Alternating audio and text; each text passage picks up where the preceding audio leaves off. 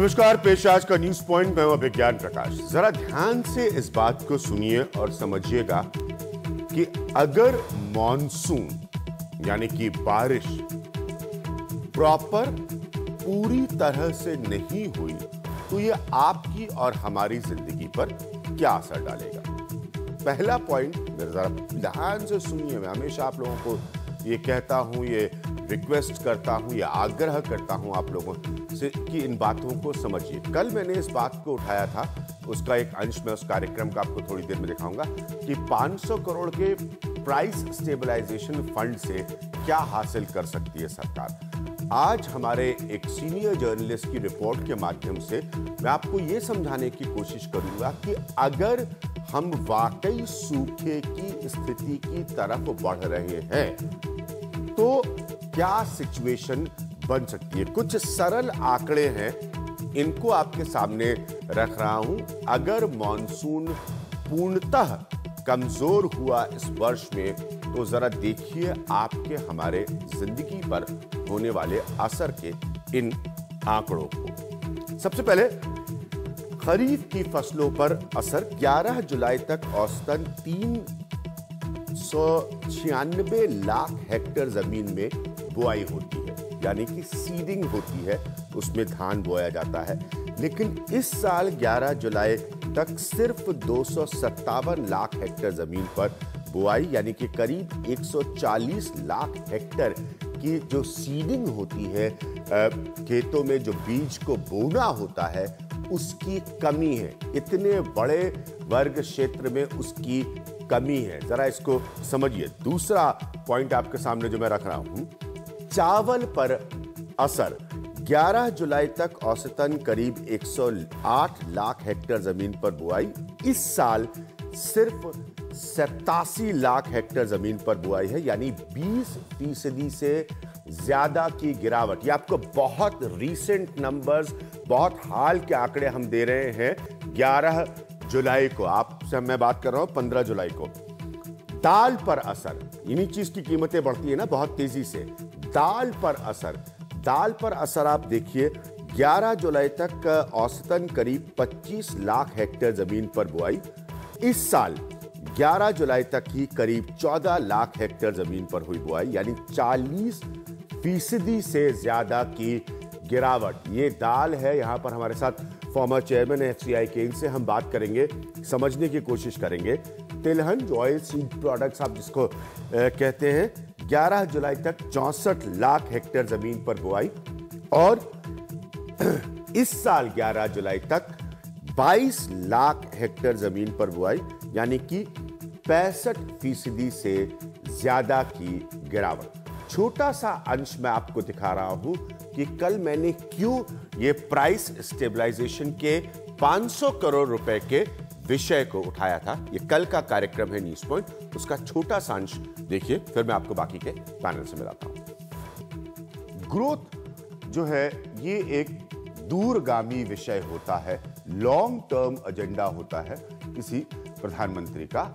आप साल दर साल यानी कि एनुअल स्ट्रक्चरिंग में साल दर साल आप तरक्की की क्या दर हासिल करना चाहते हैं उसका कैलकुलेशन करते हैं। लेकिन इन्फ्लेशन एक ऐसी समस्या होती है, महंगाई एक ऐसी समस्या होती है जिससे आपको बहुत तेजी से डील करना होता है। बीजेपी ने अपने मैनिफेस्टो को जब रिलीज किया था इस लोकसभा चुनाव में, तब उन्होंने एक फंड की बात की थी। एक फंड ताकि अगर कीमतें ऊपर नीचे हों तो सरकार के पास एक मुश्त, एक ऐसा पैसा होना चाहिए जिसका इस्तेमाल करके वो कीमतें अगर ऊपर नीचे हो रही हैं तो आपको उसकी तकलीफ ना हो देने। थोड़ी सी जानकारी वित्त मंत्री अरुण जेटली के माध्यम से। कृषि उत्पादों की कीमतों में अस्थिरता से अनिश्चितता पैदा होती है और किसानों को मुश्किल होती है, ये अरुण जेटली का कहना है। उसे कम करने के लिए प्राइस स्टेबलाइजेशन के लिए 500 करोड़ का फंड दिया जा रहा है। 500 करोड़ का फंड। ये फंड 500 करोड़ मोटे अनाज, सीरियल्स और सब्जियों के लिए है। ये उन्होंने हाल के बजट में जो है इस बात को अरुण जेटली ने रखा है। और हमारे साथ जो आज पैनल में मौजूद है उनसे आपकी मुलाकात करा दूं। आलोक सिन्हा हैं जो कि फॉर्मर चेयरमैन है एफसीआई के, इनसे बात करना बहुत जरूरी है। हिमांशु है हमारे सीनियर जर्नलिस्ट। हिमांशु की रिपोर्ट में आपको दिखाऊंगा। हिमांशु ने ही इस मसले को मुझे कल के मेरे कार्यक्रम के बाद मुझसे मुलाकात की बात की और कहा कि इस मसले को हमें आज उठाना चाहिए, जो मैं क्रेडिट देता हूं हिमांशु को। बहुत जरूरी है हमारे लिए उठाना। प्रवीण झा कल मेरे साथ प्रोग्राम में मौजूद थे। आप सब जानते हैं सेंटर फॉर इकोनॉमिक स्टडीज और प्लानिंग के प्रोफेसर है प्रवीण झा साहब, जवाहरलाल नेहरू विश्वविद्यालय के।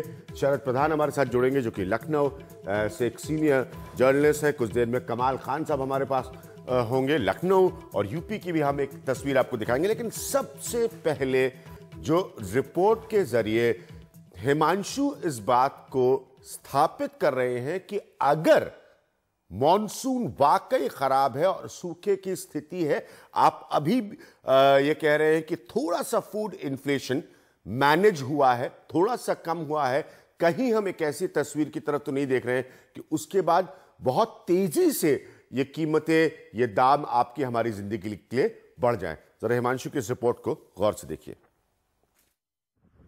कमजोर मॉनसून का असर जमीन पर दिखने लगा है। देश के ज्यादातर इलाकों में सामान्य बारिश भी न होने से खेत सूखे पड़े हैं, खाली पड़े हैं। आधी से ज्यादा जमीन पर बुआई नहीं हो सकी है। एनडीटीवी को कृषि मंत्रालय के सूत्रों के हवाले से जानकारी मिली है कि पिछले साल की तुलना में इस साल 11 जुलाई तक 35% कम बुआई हुई है। पिछले साल की तुलना में धान की बुआई 20% कम हुई है। दलहनों की बुआई 45% कम हुई है। कुल मिलाकर सभी फसलों की बुआई 34% कम होने की आशंका है। कांग्रेस पूछ रही है कि कमजोर मॉनसून की हालत से निपटने के लिए बनाए गए सरकार के कंटिजेंसी प्लान का क्या हुआ। देश में 50 से 60% तक सूखे के आसार हैं। इतनी गंभीर परिस्थितियों के बावजूद भारतीय जनता पार्टी की सरकार सूखे से निपटने की बजाय दुर्भाग्य से हाथ पर हाथ धरे बैठी है। अब तक मॉनसून की बारिश तकरीबन 43% कम हुई है। जलाशयों का पानी रोज घट रहा है। हालात 2009 से भी बुरे बताए जा रहे हैं, जिस साल पिछले 37 सालों का सबसे बुरा सूखा पड़ा था। सरकार कहती है कि हालात पर उसकी पूरी नजर है। जब भी कम पड़ी चीज बाहर से हो या और कई देश में जहाँ भी मिलती है वो वहाँ से लाके सप्लाई करना पड़ेगी। महत्वपूर्ण खरीफ की फसलों की बुआई में गिरावट पहला महत्वपूर्ण संकेत है कि कमजोर मॉनसून का असर इस साल खरीफ की पैदावार पर पड़ सकता है। अगले एक हफ्ते में अगर मॉनसून की स्थिति में सुधार नहीं आया तो हालात से निपटना मोदी सरकार के लिए एक मुश्किल चुनौती साबित हो सकता है। दिल्ली से सुरेश के साथ हिमांशु शेखर, एनडीटीवी इंडिया। हिमांशु, सबसे पहले मैं आपके पास ही सीधे आऊंगा। मतलब क्या है? सरकार बार बार कह रही है कंटिजेंसी प्लान के लिए, उसके बाद हम कमाल खान की एक रिपोर्ट यूपी से दिखाएंगे। प्रॉब्लम यह है कि आप एक तरफ थोड़ा सा गुणगान करने की कोशिश कर रहे हैं कि आपने फूड इन्फ्लेशन को हल्का सा मैनेज किया है। आपकी रिपोर्ट इस बात की तरफ इशारा कर रही है कि आपकी 20%, 40% अगर दाल और चावल की उत्पादन में, बुआई में कमी हो जाएगी तो आप एक बहुत बड़ी समस्या की तरफ देख सकते हैं। सरकार का ये एक्चुअल कंटिजेंसी प्लान है हिमांशु, ये है क्या? कंटिजेंसी प्लान जो तैयार किया गया है कृषि मंत्रालय में, उसके बहुत सारे कंपोनेंट्स हैं। एक डीजल सब्सिडी किसानों को दी जाए अलग से। उसमें 500 जिले हैं देश में जिनको की जो कि प्रभावित हो सकते हैं सूखे से। उसकी एक लिस्ट भी तैयार की गई है। वहां से राज्यों से अधिकारियों को दिल्ली बुलाया जा रहा है, बातचीत चल रही है। साथ में एडवाइजरीज भी स्टेट्स को इशू की गई है सेंट्रल वाटर कमीशन की तरफ से, वाटर रिसोर्सेज मिनिस्ट्री की तरफ से, क्योंकि ये बहुत महत्वपूर्ण है। अभी हम ये भी बताना दर्शकों को बहुत ज़रूरी है कि जो जलाशय में जितना पानी पिछले साल था उतना अभी नहीं है। मुझे याद है सदर्न स्टेट्स में जो latest report central water commission की है, उसमें यह कहा गया है कि दक्षिण भारत में जो बड़े जलाशय हैं उसमें पिछले साल आज की तारीख में 31% पानी था, लेकिन वो स्तर घट के इस साल 12% है। तो जब आपके जलाशय में कम पानी होता है तो उसका सीधा मतलब है कि आप सिंचाई के लिए किसानों को जितना पानी आमतौर पर देते हैं या जितना किसानों को जरूरत है उतना पानी आप उनको नहीं दे सकते। पीने के पानी की सप्लाई पर भी आपका असर पड़ सकता है। जो बिजली प्रोडक्शन होता है पानी से उस पर कहीं पर असर पड़ सकता है। तो कंटिजेंसी प्लान के बहुत सारे कंपोनेंट्स हैं जो आलोक सिन्हा, जो उन्होंने कहा कि कंटिजेंसी प्लान के बहुत सारे कंपोनेंट्स हैं, उसमें से एक कंपोनेंट के बारे में मैं और आप हम बहुत वर्षों से चर्चा कर रहे हैं। जब सुप्रीम कोर्ट ने, देश की सर्वोच्च अदालत ने कहा था कि जो अनाज पड़ा सड़ रहा है आप उसको लोगों तक पहुंचाइए। अब ये पुरानी सरकार की बात है, अब ये नई सरकार आ गई। अगर आप इस तरह से लैक ऑफ प्रोडक्शन, उत्पादन की कमी के स्थिति में आ जाएंगे, बगैर कंटिंजेंसी प्लान को लागू किए हुए तो हम किस मुसीबत की तरफ देख रहे हैं? देखिए, शॉर्ट टर्म में जहां तक खाद्यान्न की उपलब्धि का प्रश्न है, हाँ, उसमें तो कोई प्रॉब्लम है नहीं। कोई प्रॉब्लम नहीं, ये बात है, ये बार बार रिपीट, आप सारे एक्सपर्ट आके हाँ। कहते हैं कि कोई प्रॉब्लम नहीं है, लेकिन फिर भी अनाज उपलब्ध नहीं होता, समस्या तो वहीं पर आकर रुकती है। लेकिन यदि फूड आउटपुट में हाँ। कोई कमी आ जाए, यदि मॉनसून ना आ पाए, मतलब बाकी 40% जो अभी तक नहीं आया है, तो ऑब्वियसली चावल के आउटपुट में बहुत कमी आएगी, बहुत कमी आएगी, उसका सही बात असर है। 6 महीने बाद आएगा। ठीक है, लेकिन उसका भी एक रेमेडी ये है कि गवर्नमेंट इंपोर्ट भी कर सकती है, क्योंकि अंतर्राष्ट्रीय मार्केट में कोई कमी नहीं है। मेन प्रॉब्लम ये होगी कि जो उपलब्ध खाद्यान्न है उसको गांव तक कैसे पहुंचाया जाए ना। पीडीएस, जहां पर आपकी पीडीएस की भूमिका आ जाती है, क्योंकि बहुत सारे राज्यों में बिल्कुल चरमरा चुकी है, बहुत सारे राज्यों में अच्छी भी है। जी हाँ। तो लेकिन एक सवाल इंपॉर्टेंट यहाँ पर ये भी है कि दाल की और मैं खाने के तेल की जिक्र करूंगा। हाँ। आलोक सर जिक्र कर रहे थे कि एनफ स्टॉक्स हैं हमारे पास, हमारे पास गेहूं और चावल के एनफ स्टॉक्स हैं। दाल हम आयात करते हैं अपनी जरूरत का पूरा, सही बात, हम अपने सही नहीं बात, करते। हाँ। खाने का जो तेल, दाल का इन्फ्लेशनरी पैटर्न आप बहुत ज्यादा बदल नहीं पाए, जो तेल है सरकारें बदल नहीं पाई दाल का इन्फ्लेशनरी पैटर्न जो है। जी, एसोचैम की जो पहली रिपोर्ट आई थी कमजोर मानसून के ऐलान के बाद, उसमें ये कहा गया था कि हमारा जो डिपेंडेंस है, खाने पीने का तेल हम आयात करते हैं, तो हमारा इंपोर्ट बिल जो है वो खाने पीने के तेल का वो काफी बढ़ जाएगा अगर प्रोडक्शन पर असर पड़ता है। तो ये सब मैं आलोक से वापस इसके बाद में शरद प्रधान और कमाल खान के पास आना चाहूंगा, खासतौर पर कमाल की एक रिपोर्ट आपको उत्तर प्रदेश की तस्वीर पर पहले दिखाऊंगा मैं। आलोक, इसीलिए एफसीआई डिबेट आता है। कल ही मैं इस बात को रख रहा था आंकड़ों के माध्यम से, रिसर्च के माध्यम से, कि नरेंद्र मोदी की जब वो गुजरात के मुख्यमंत्री से, तब से ये राय थी कि एफसीआई को अलग अलग हिस्सों में बांटना। ठीक है, अब उन्होंने प्रधानमंत्री बनने के बाद ऐसा किया। क्या यहां पर एफसीआई अलग अलग हिस्सों में बंटने के बाद वो एजेंसी हो सकती है जो इस तरह की क्राइसिस अगर आए तो लोगों तक अनाज ज्यादा आसानी से पहुंचा सकेगी?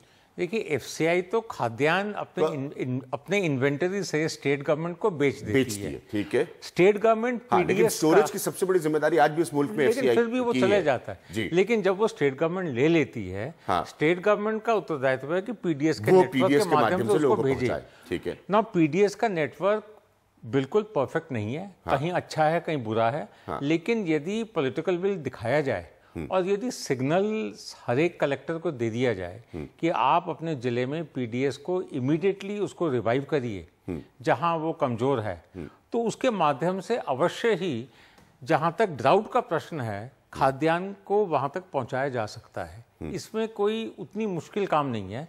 लेकिन पीडीएस नेटवर्क को जिन जिलों में कमजोर है, जिन उसको रिव्यू करके आपको उसको रिवाइव करना, इमीडिएटली कलेक्टर का पर्सनल रिस्पॉन्सिबिलिटी उनको बताना होगा। इसके साथ साथ जो जानवर है उनको चारा और दाना देना पड़ेगा, ताकि, लेकिन अगर जानवर अगर बहुत वीक हो जाए या मर जाए तो दूध के उत्पादन में 4 महीने बाद बहुत एडवर्स इफेक्ट आएगा।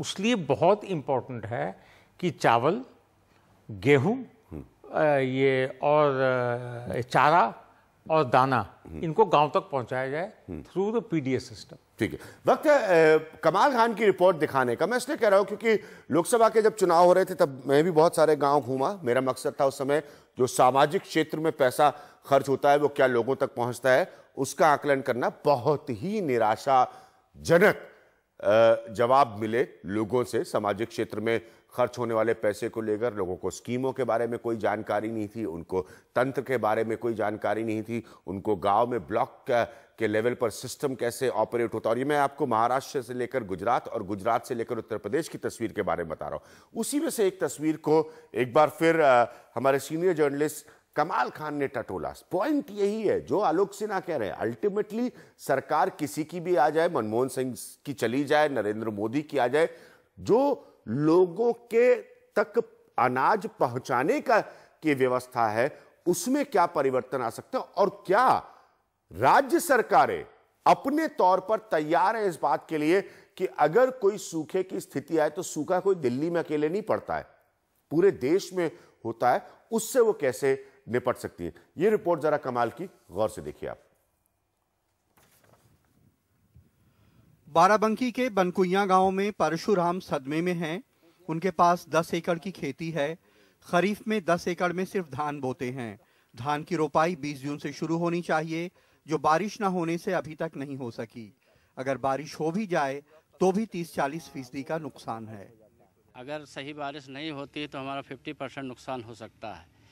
अगर अभी से बारिश हो जाए तो शायद कम नुकसान हो, नहीं आगे तो ज़्यादा नुकसान की संभावना है। धान यूपी की बड़ी फसल है, जो यहाँ करीब 60 लाख हेक्टेयर में बोई जाती है। देश के कुल धान उत्पादन का 13.5% यहीं होता है। मजबूरन तमाम किसान ट्यूबवेल से खेतों में पानी भर के धान लगा रहे हैं, लेकिन बिना बारिश के धान पैदा करना नामुमकिन है। धान जब तक ऊपर से बारिश नहीं होगी धान नहीं हो सकता है। सींचने से हम हरा भरा खेत तो देख सकते हैं, लेकिन हम उसको पैदा नहीं कर सकते हैं।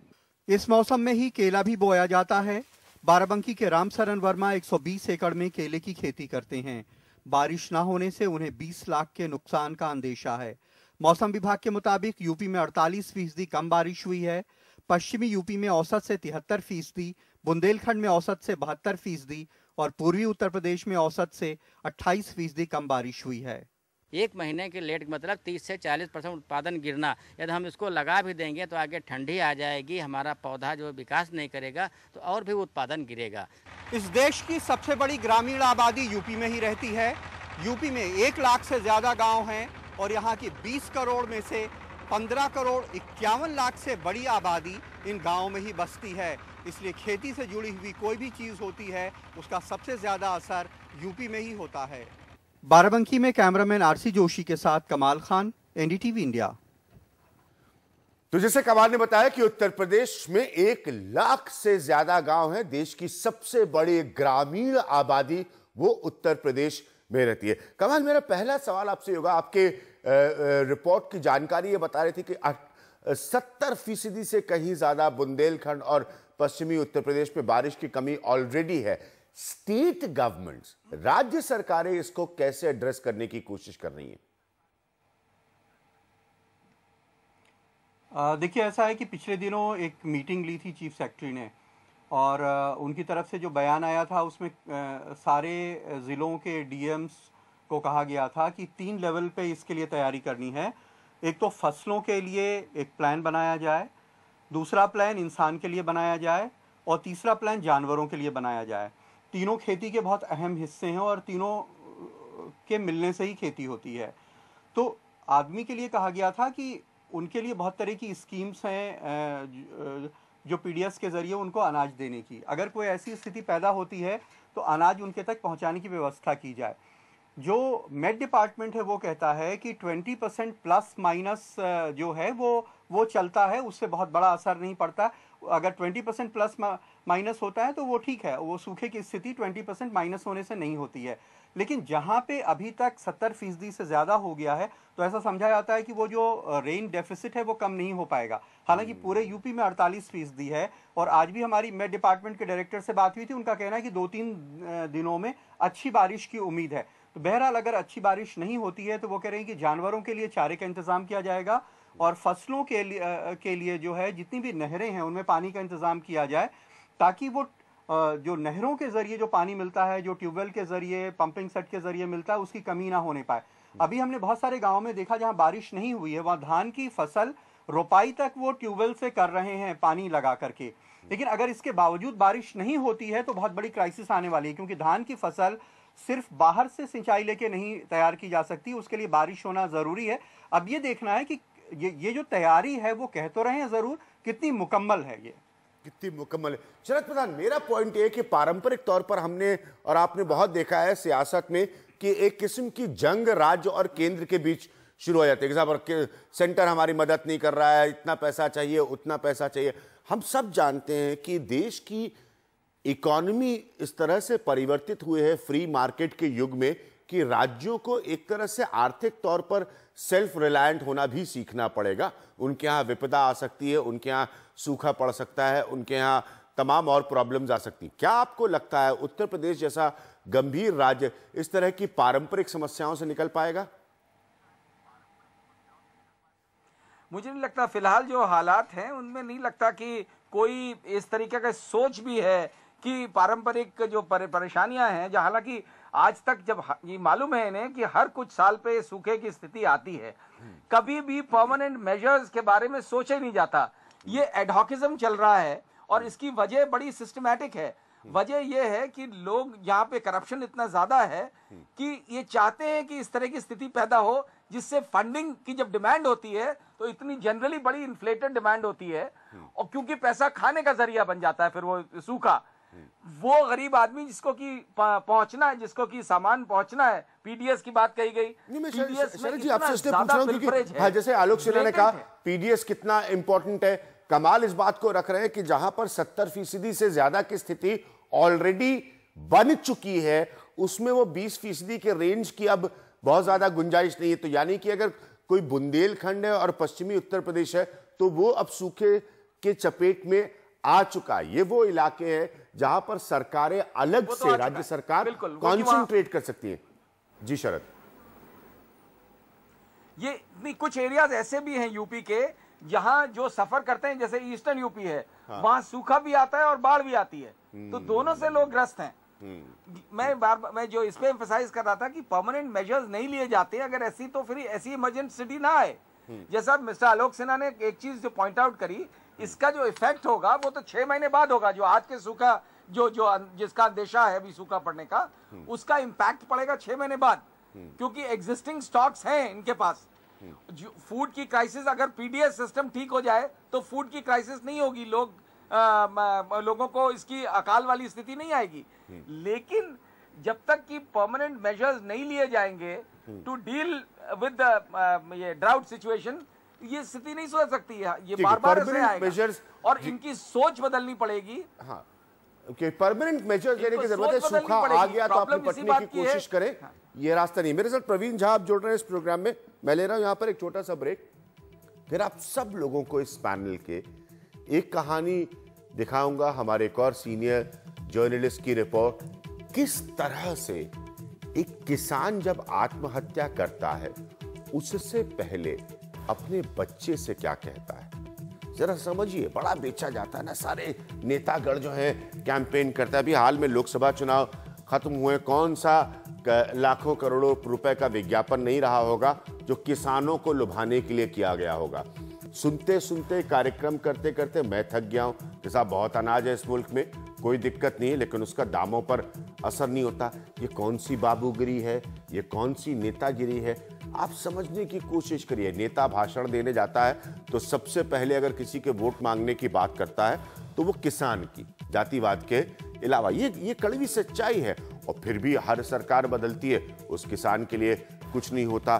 सूखा पड़ता है तो ब्यूरोक्रेट्स जो है वो फाइलों में बैठकर योजनाएं बनाने लगते हैं और नेता बाइट्स देने लगते हैं। ये सब बड़ी गंभीर समस्या है। जरा देखिए और जानिए इस किसान के दर्द को एक छोटे से ब्रेक के बाद। ये कोई हाथ हिलाने वाला कार्यक्रम नहीं है, ऐसे ऐसे करके, तो ये बड़ी गंभीर विषय का कार्यक्रम है। चाहिए आप देखिए, ना चाहिए तो मत देखिए, लेकिन मैं आ रहा हूं एक छोटे से ब्रेक के बाद।